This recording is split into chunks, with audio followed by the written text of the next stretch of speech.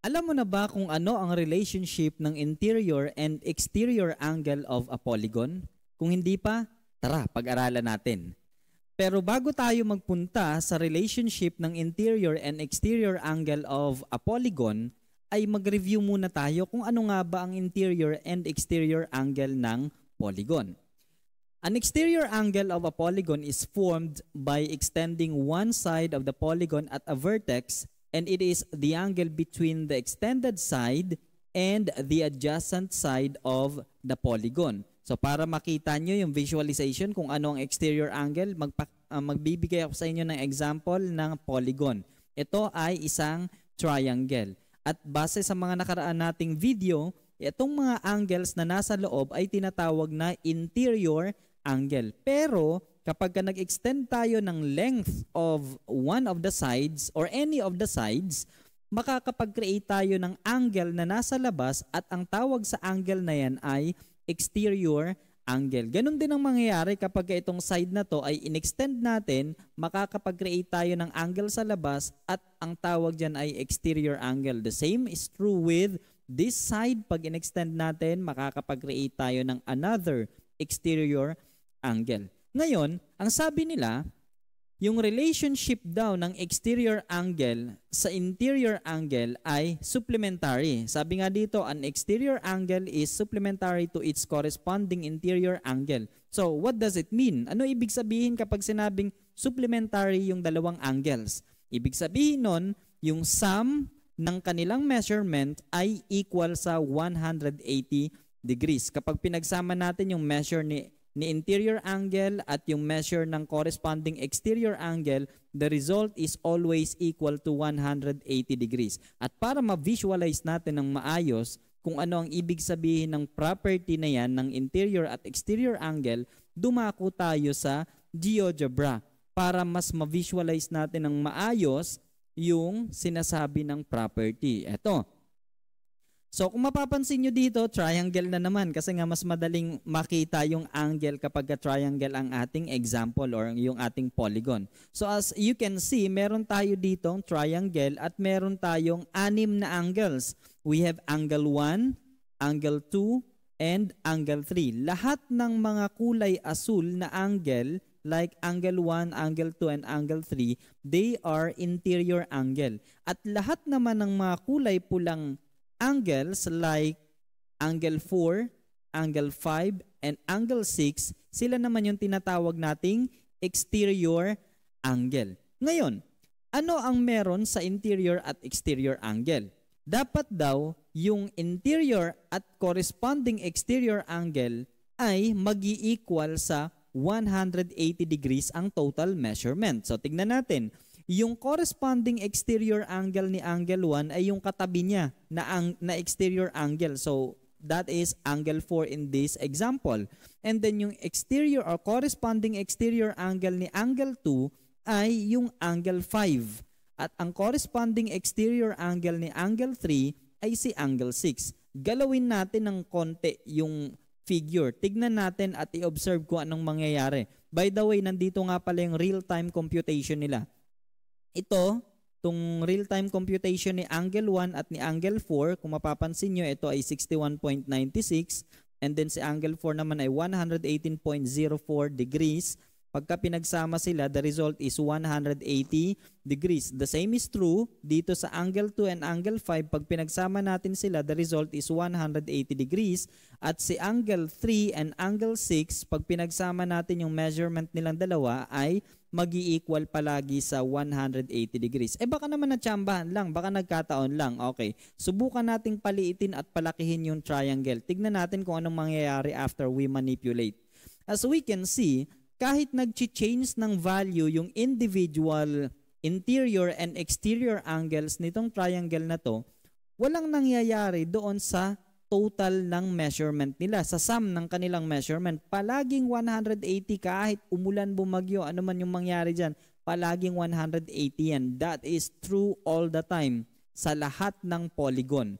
So pupwedeng, kung halimbawa itong illustration natin ay quadrilateral, pentagon, hexagon, heptagon, octagon, and so on, palaging true all the time yan na yung interior angle plus its corresponding exterior angle palaging equal sa 180 degrees yan kahit anong mangyari. Pag hindi nag-equal sa 180 degrees, hindi closed yung polygon na yun, yung hindi mag-equal sa 180 degrees. Okay, I think that is clear to you. Balik na tayo dun sa ating presentation. Okay, so yun yung ibig sabihin na yung exterior angle is supplementary to its corresponding interior angle and vice versa. So sabi nila, this means that the sum of the exterior angle and the interior angle at a given vertex is always 180. And from this property of the interior and exterior angle, makakabuo tayo ng formula. Eto, number 1 formula natin. Exterior angle plus interior angle is equal to 180 degrees kasi nga supplementary sila. Okay? Ngayon, from this formula, makakapag-create naman tayo ng another formula like this. Exterior angle is equal to 180 degrees minus interior angle. Ito ang gagamitin natin kung ang hinahanap ay exterior angle at kung ang given sa problem ay interior angle. And another one, we have interior angle is equal to 180 degrees minus exterior angle. Ito naman yung formula na gagamitin natin kung ang hinahanap sa problem ay interior angle at given ang measurement ng exterior angle. Okay, para mas maintindihan natin yung mga formula na to, subukan nating i-apply sa problem solving. Okay, first problem. Find the measures of angle CBF and angle EAD in the figure below. So, tignan natin. Asan ba yung CBF? Okay, eto, si angle CBF which is an exterior angle. Nasa labas siya. At ang isa pang pinapahanap ay si angle EAD. So, ayun, interior angle ito. So, mahahanap natin yung dalawang angles na yan kasi given yung corresponding exterior angle nila at ito namang isa given ang corresponding interior angle. So, subukan nating isolve yan. Okay, move lang natin ng konti para magkasya yung solution. So, solution. Unahin muna nating hanapin si angle ABC. Si angle CBA. At yung gagamitin nating interior angle or measurement ng kanyang corresponding interior angle, of course, itong katabi niya. Okay, so given angle ABC is equal to 126.17 degrees as indicated here. Ayan, given yan sa figure.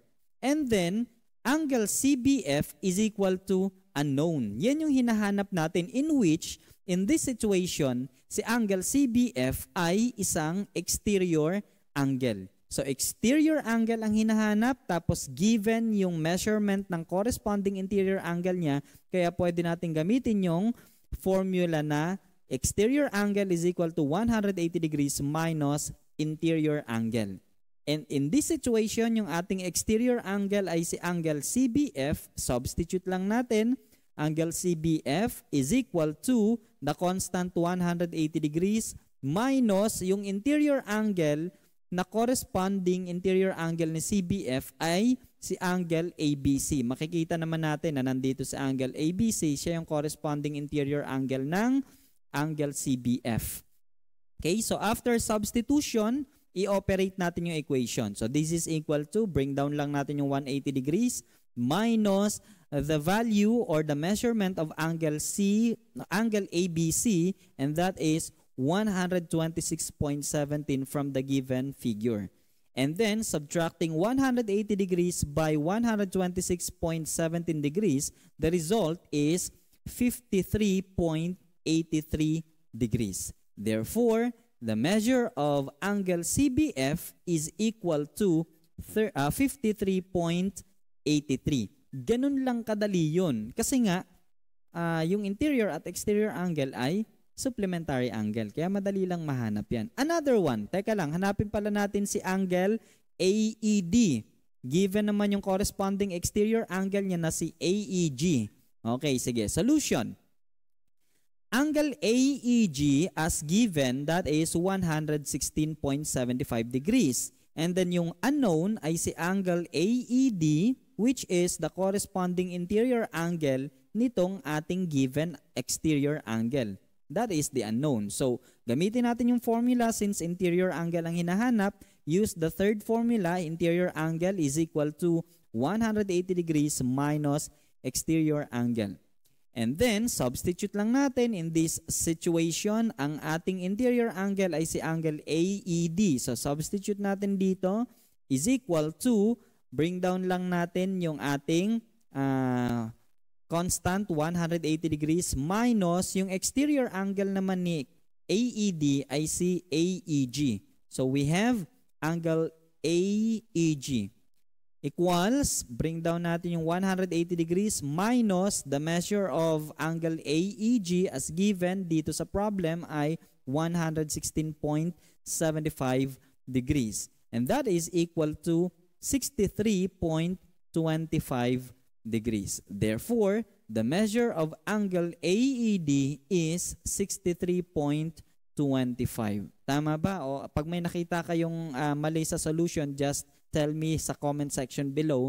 Kasi human as we are, sometimes nagkakamali din kung sakali mong may nakaligtaan ako at hindi ko na double check. Okay, so let's try to apply naman itong konsepto ng relationship ng interior angle at exterior angle ng polygon sa real life situation. Okay, may prepare ako sa inyo, para sa inyo na dalawang problem. Okay, so ito, for example, this problem. A museum curator is arranging a display of regular hexagon. Six-sided yun na. Regular hexagon tiles. She knows that the measure of each interior angle is 120 degrees. She wants to verify the measure of each exterior angle.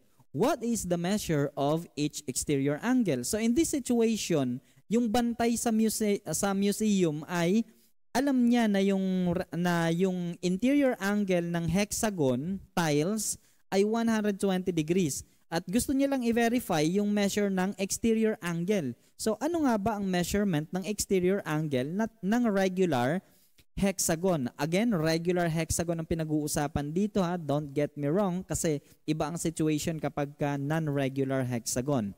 Okay, so ito yung illustration gamit ang AI. So ayan. So, solve na natin.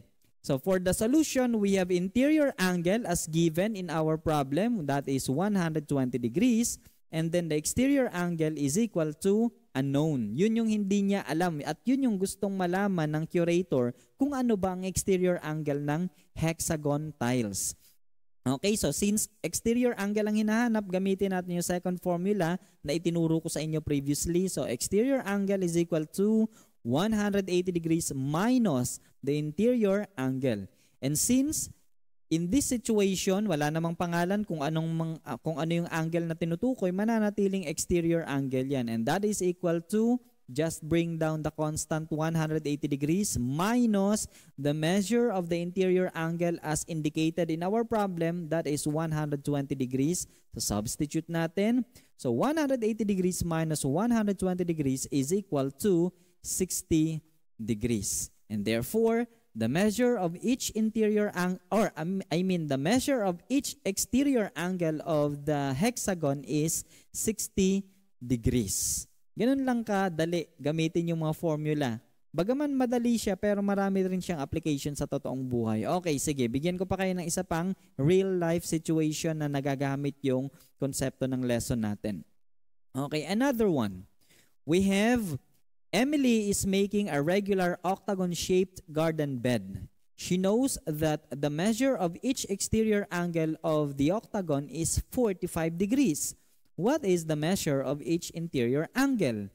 Okay, so dito naman baligtad kasi si Emily na gumawa ng octagon-shaped garden bed, alam niya kung ano ang measurement ng exterior angle ng octagon.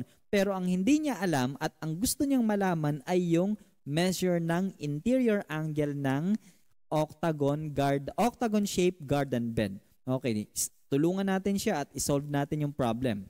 Solution, we have exterior angle as given in our problem is equal to 45 degrees and then the interior angle is equal to unknown. Hindi pa natin alam. And again, let me remind you once again, ang tinutukoy at ang pinag-uusapan natin dito ay regular octagon. Kasi baka paiba-iba kasi ng measurement yung interior at exterior angle ng non-regular polygon. So regular lang muna ang pinag-uusapan natin dito. Okay, so since ang hinahanap ay interior angles, gamitin natin yung third formula na ipinakita ko sa inyo kanina, which is interior angle is equal to 180 degrees minus the exterior angle. And that is equal to, bring down 180 degrees here, minus yung value ng exterior angle as indicated in our problem, that is 45 degrees. And therefore, pag minus natin ang 180 degrees minus 45 degrees, the result is 135 degrees. And so, the measure of each interior angle of the garden bed is 135 degrees. I hope you learned something from this lesson at subukan nyo ring i-apply kung meron kayong makitang mga octagonal or kahit yung pentagon, hexagon, heptagon, octagon, nonagon, and so on. Kung may mga makikita kayong mga ganong regular polygon in real life situation, subukan yung i-verify gamit yung ating lesson from interior angle and exterior angle. Tignan nyo kung talaga bang 180 degrees yung sum nilang dalawa pag pinagsama yung measurement nila. Okay? And don't forget to like, share, and subscribe para naman marami tayong maabot na mga estudyante at matuto rin sa lesson natin sa grade 7, lalo na at bago ang ating curriculum ngayon, which is the Matatag Curriculum. Okay? Thank you so much for listening and have a nice day.